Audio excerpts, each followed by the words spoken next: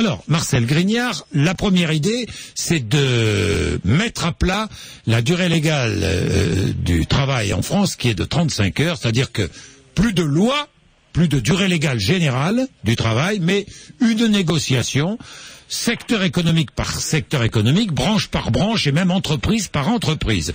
Comment réagissez-vous ? Alors, tout d'abord, moi je voudrais dire deux mots sur la nature du débat qui est engagé.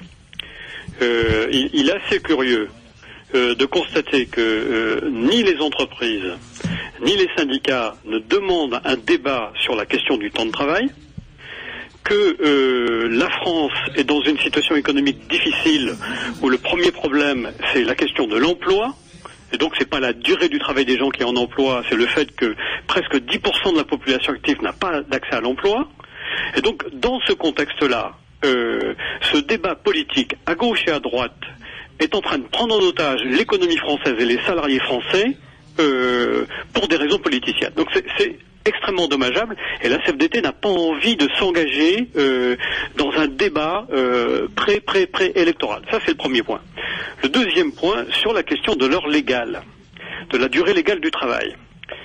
J'ai envie de dire à M. Novelli, qui est très bien placé pour ça, qu'il reprenne un peu, parce qu'il met en avant la question du coût pour l'État.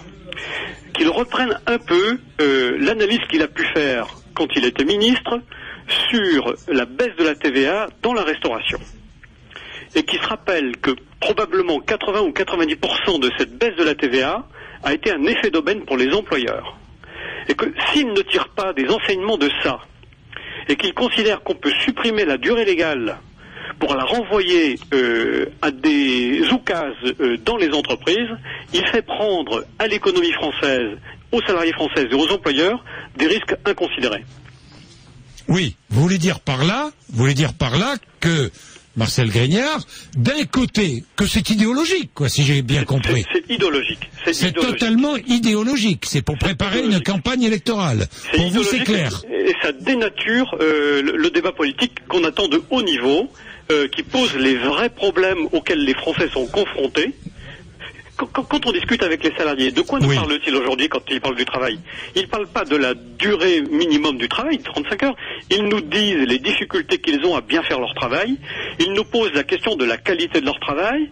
Ils nous posent les questions de la relation des salariés les uns avec les autres, des entreprises les uns avec les autres. Ils nous posent ces questions-là. Ils ne posent pas la question des 35 heures. Et la question des salaires aussi, hein, Marcel Grignard. Et la question des salaires, évidemment. Alors, n'est-ce pas peut-être aussi une chance, si l'on déverrouille ces 35 heures, hein, n'est-ce pas une chance aussi pour vous, les syndicats, de négocier des augmentations de salaire? L'opportunité de négocier des augmentations de salaire.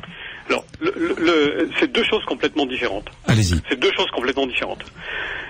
Il y a un vrai sujet, qui est la question du coût du travail, de l'allègement des 60 milliards probablement au total de dettes diverses et variées qui vont aux entreprises, de la bonne utilisation de tout ça et de la compétitivité de l'économie. Il y a un vrai débat là-dessus. Et le début d'objectif qu'a le gouvernement de voir comment il peut y avoir une meilleure convergence entre la situation française et la situation allemande notamment, est un bon débat. Après, la vraie question à laquelle on est confronté, c'est comment est-ce que on donne du travail aux gens qui n'en ont pas. C'est ça la vraie question. Quand les entreprises... Hervé Novelli dit, si on libère, si on supprime le carcan des 35 heures, si on permet aux entreprises de faire travailler leurs salariés 38 ou 39 heures, on pourra peut-être mieux les payer, on créera de la croissance et donc on créera de l'emploi. Écoutez, il y a 2 ans, on nous disait ça avec la défiscalisation des heures supplémentaires. Quand on est dans une croissance moyenne en Europe qui est inférieure à 2%, autour de 2%, et c'est à ça qu'on est confronté aujourd'hui. Quand on est dans cette situation-là, l'accroissement du temps de travail pour les salariés individuellement, ça supprime des emplois. Parce que c'est pas ça qui va faire que la croissance va passer de 2 à 4%. C'est à ça qu'on est confronté.